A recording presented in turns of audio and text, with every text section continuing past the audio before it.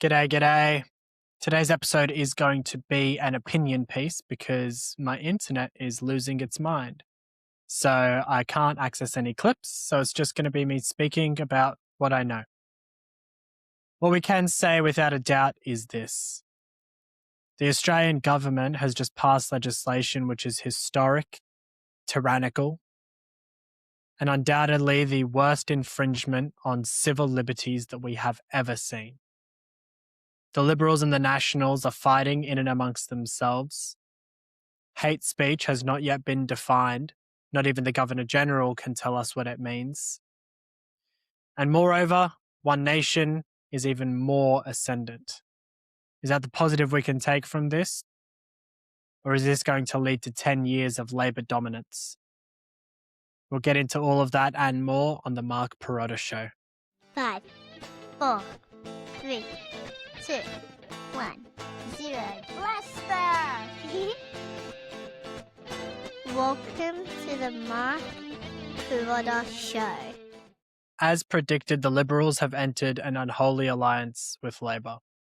Backs were stabbed, lies were told, and the conservative right wing of Australian politics today is feeling disenfranchised, betrayed, but in a strange way emboldened, in understanding that what has just happened was always meant to happen.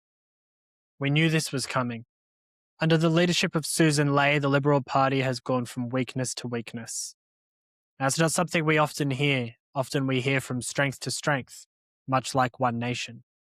But the Liberal Party has sunk deeper and deeper into the depths of what can only be described as a capitulation to the left wing of politics. The Liberal Party looked at the last election and said to themselves, we can't win the Conservative vote because we're too weak. Our spines aren't stiff enough. We can't make the hard decision to actually do what is right. And so we will go with the flow and effectively take the middle left line.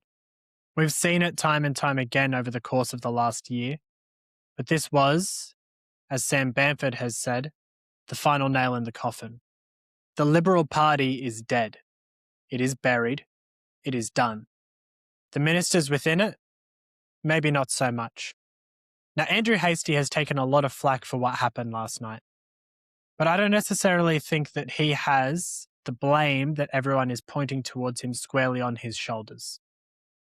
The reason that we're so upset with him is that he lied to our faces. He said that he would vote no, and he decided to vote yes. In solidarity, not with the people, but with the party. That is not the spine of a man who gets up on social media and tells the population of Australia that he will vote for them, back them. I understand that there are friendships within the party, that there are people who can change your mind.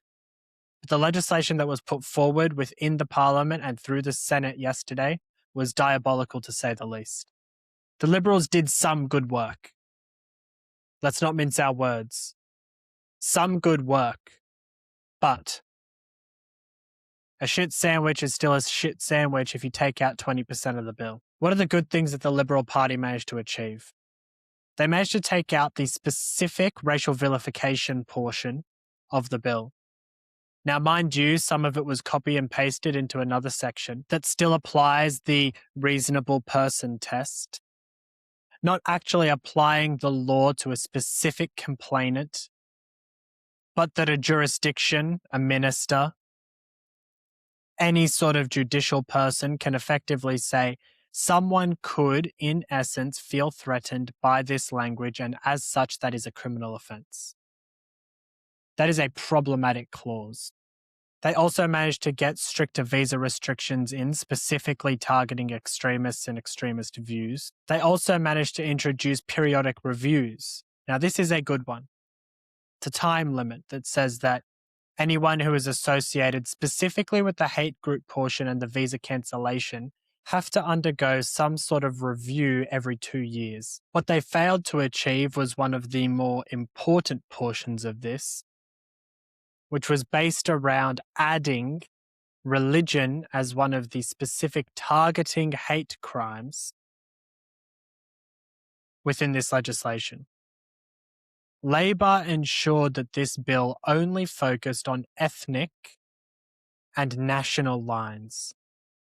They ignored everything else. Now, some of that is good because the Greens wanted to introduce everything from LGBTQ to whatever your puppy dog might feel bad about if someone says something bad against their hairdo for the day. What the Liberals wanted to introduce was a religious portion. Now, what does not make sense to me is this. Anti-Semitism at its core is twofold. There is the religious anti-Semitism, and then there is the ethnic anti-Semitism. The ethnic anti-Semitism is something that is only specifically a target group by right-wing extremists. That is to say, ethnic Jews are targeted by people like the NSN and the Nazis, not because of their faith, but because of what they achieve in society from a monetary perspective. It's this cabal idea that Jews around the world have some sort of power play, they have control over the entire world, and that it is this tiny nation and this small group of human beings who control everything that is done around the globe. Now, I understand to an extent the sentiment, but you can't feel that you are a capitalist and then also begrudge the people who are very good at being capitalists. The issue that I have is that the second portion of anti-Semitism is the portion that affected the Jews on Bondi Beach on the 14th of December. It was not ethnic, it was religious. How do we know this? Because the Quran points out several times within its text that the greatest enemy of Islam is the Jews. It calls for the extermination of the Jews, the subjugation of the Jews, the deportation of the Jews. This is not an ethnic-based issue. This portion is a religious-based issue. So well done to the Labour Party for tackling one portion of anti-Semitism, but completely ignoring the portion that actually committed this crime. And that is the motif for this bill. This bill effectively says, the Muslims did this, we're going to target the Nazis. And yes, by Muslims, obviously I mean Islamists. But I'll be honest, to a large extent, the people who are not listed as terrorists, which is Hizb Tahrir, who are now launching a legal case against the government, who are able to go around, bring panelists on, radicalize young children. Those people are raising a legal case against the government right now. But the NSN disbanded instantly. Because the NSN understand what this legislation was always meant to do.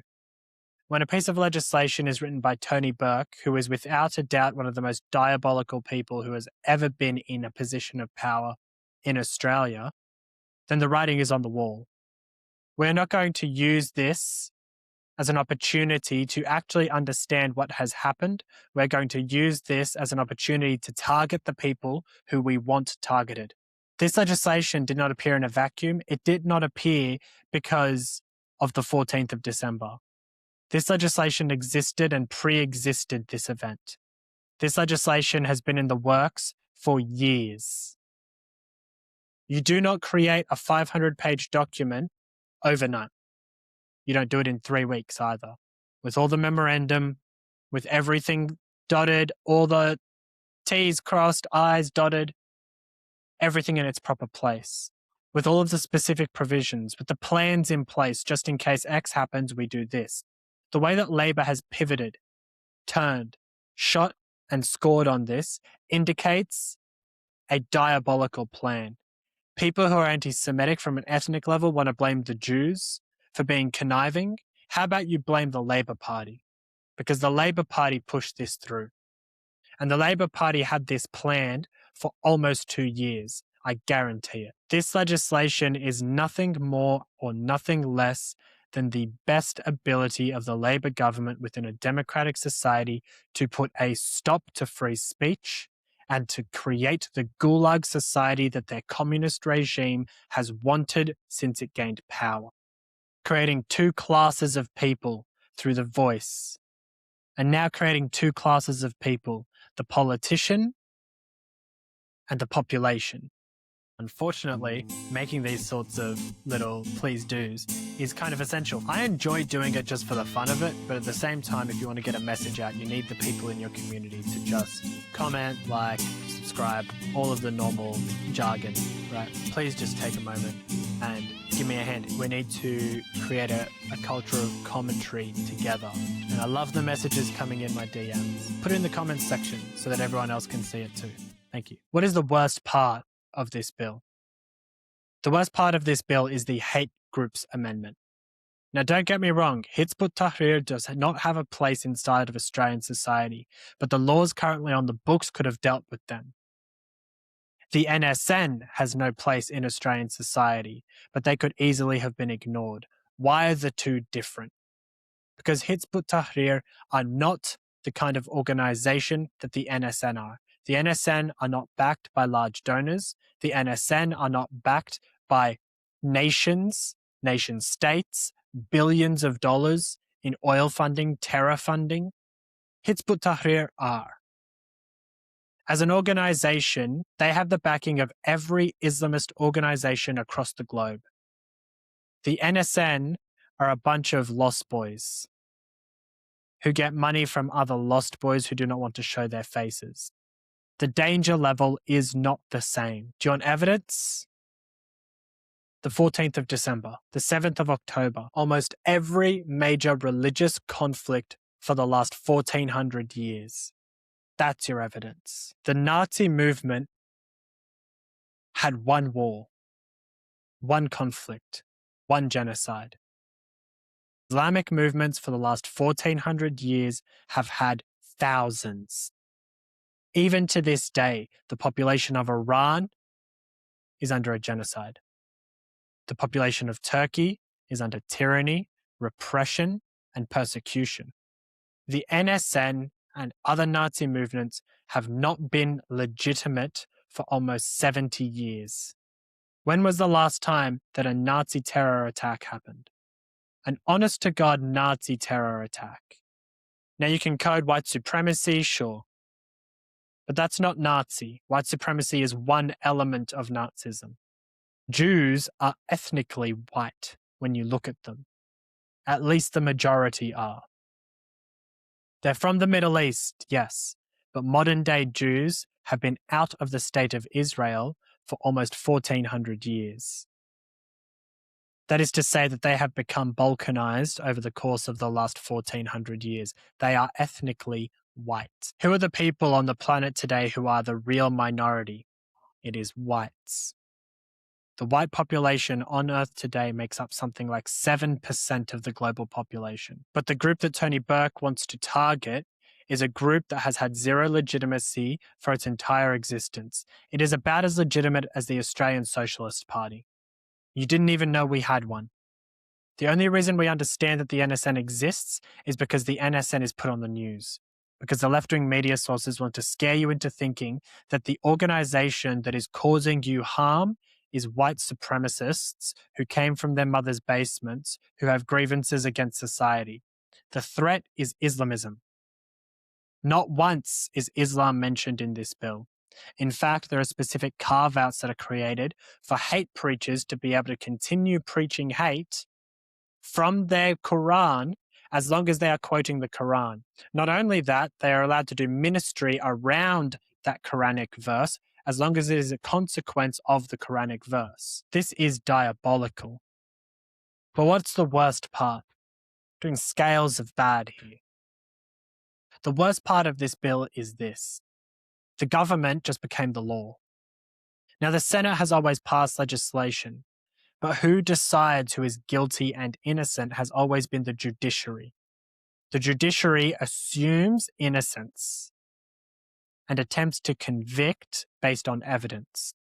What this does is it creates a ministerial pocket to criminalise action without any due process.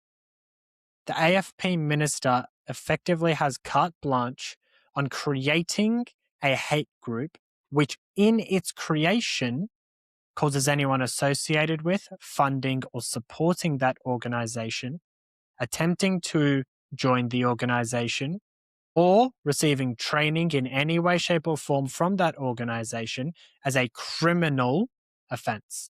How do you defend against that? You can't. You can't go to court against the government and say, you can't add me as a hate group, because there's no definition. The AFP minister has carte blanche on this. Now, the one good thing that the Liberals did do, probably the best thing, is create that 2-year sunset clause on this bill. That means to say, sorry, let me get that straight, because a sunset clause is actually a different thing. A sunset clause means that it will stop in 2 years.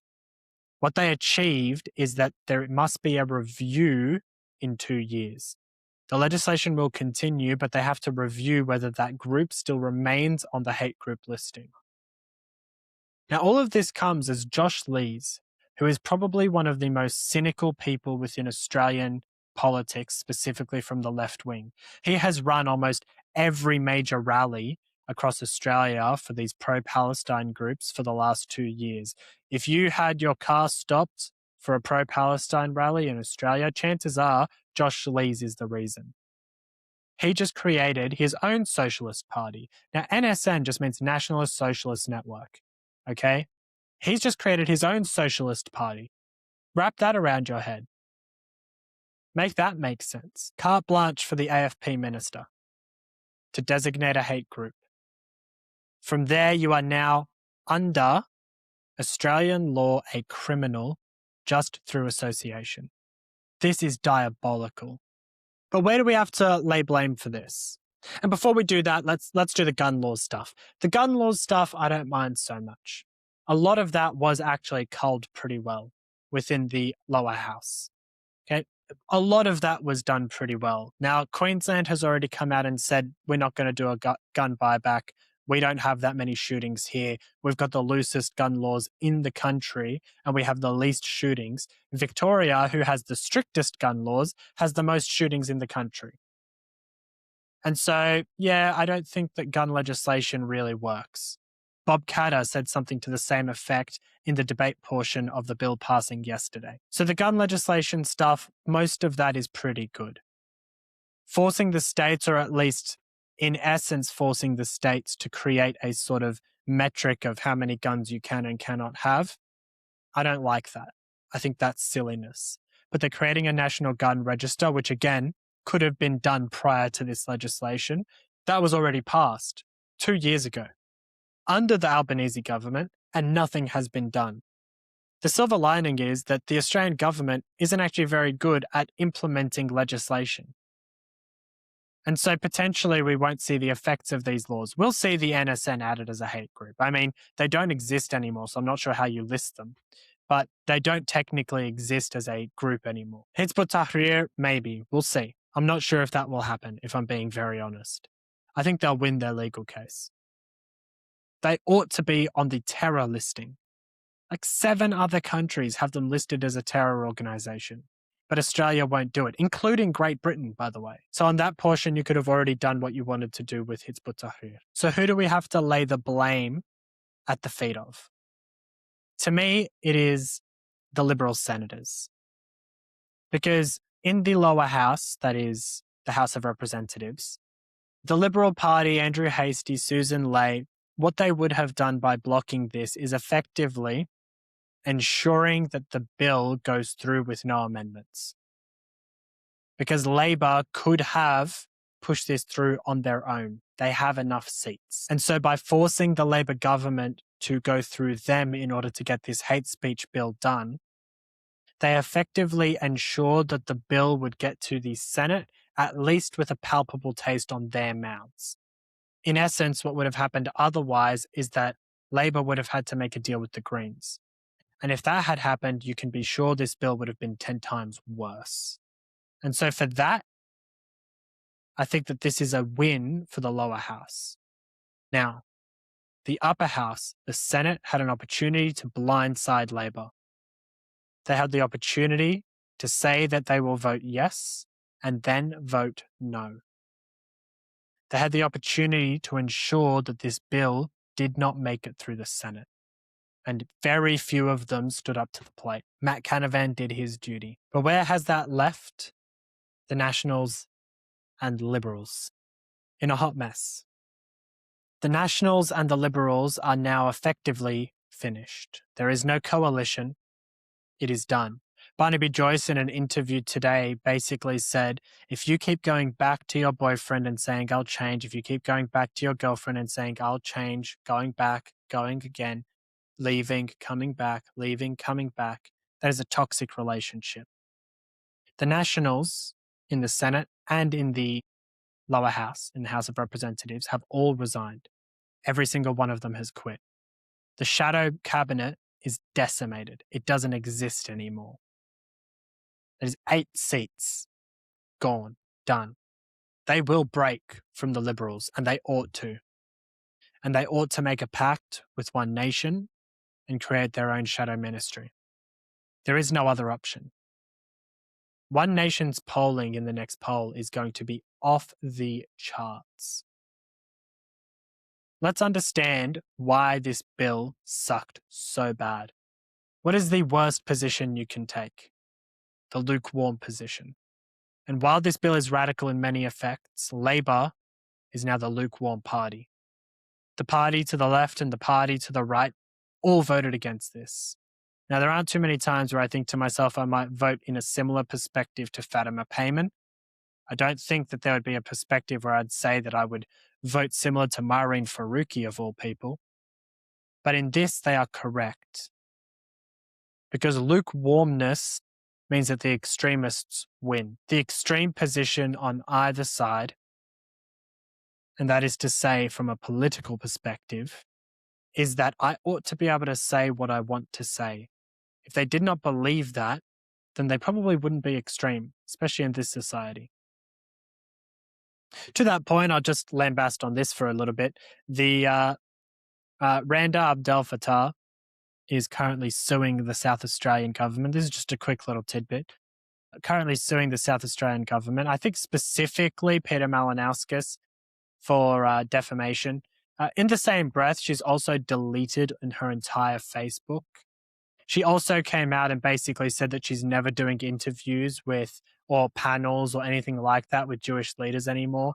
And so I replied to her on one of the posts and basically said, well, you can't cry that your free speech rights were abated by the Malinauskas government and that they defamed you, and at the same time cry that the Adelaide Writers' Festival did not have you on and it's an infringement on free speech and it's racist, but simultaneously say that you will not get on a panel with anyone because you don't want to be seen with genocidal people and genocidal sympathizers. You don't get to cry free speech when you do stuff like that. So Randa Abdel Fattah, in my opinion, is about to get her butt handed to her on a silver platter in court.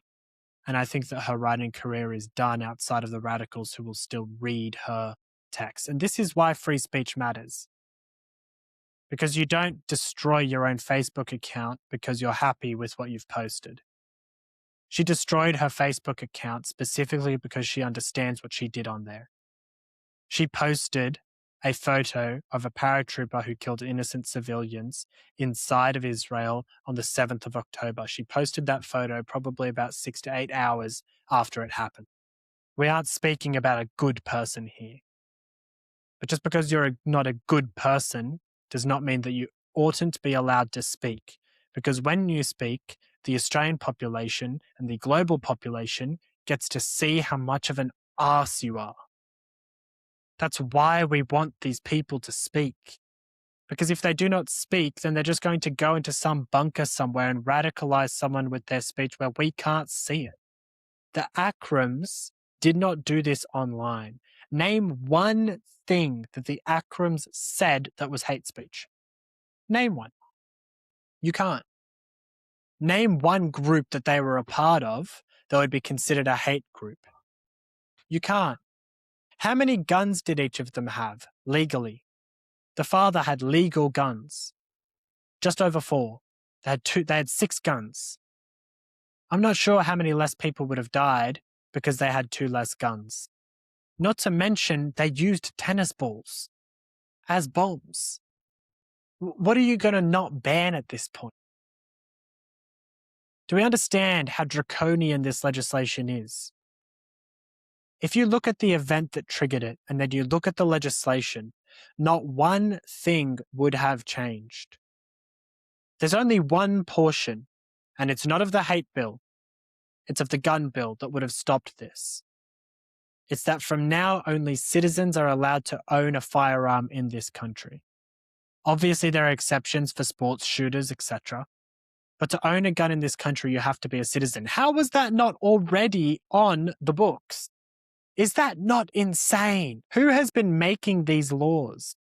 That's the only thing inside of this entire megalith monster of a piece of legislation that actually targets and you could say would have stopped this attack. Because everything else is asinine. Everything else is useless. Nothing else has evidence pointed to what actually happened on October the 14th. Not once is anti-Semitism as a word mentioned outside of the title in the bill. The title of the bill is combating anti-Semitism as the first portion. Not once outside of the title is it mentioned. Hate is the portion that they wanted to actually speak about. Even extremism is barely mentioned. Hate is the portion that they wanted to legislate for. Because legislating for hate is an ambiguous term that allows the gulag to begin gathering people into its net. Well done to the senators who have allowed this to pass, because the hate groups legislation just put a target on everyone's back. The perverse decision to allow an anonymous person to effectively say someone could have felt fear or intimidation based on someone's speech, well done. You just put a target on their back. This legislation is diabolical. The Australian political situation is on an absolute tenterhook right now. And I would not be surprised if historians look back on the 20th of January as the day the Civil War started. Because to me, this is a betrayal of the Australian Constitution, to the Australian dream, and to what we sign on for as citizens of this nation. Free speech is paramount. In order to think, you have to risk being offensive. In order to think, you have to risk being offended. If you can't handle that, get out of public life. Please go like wherever you can like. Please comment on everything. Thanks to those who always drop a comment for me. I'm on several platforms. It's always my name or my name and the show. So go find me everywhere, like where you can, comment where you can, share with a friend. If you can go and support me, jump onto the Patreon page. The link is in my bio. That'll do us for the show today. I'll speak to you guys on Saturday. My name is Mark Pirotta, and this is the Mark Pirotta Show. God bless. Really. God bless.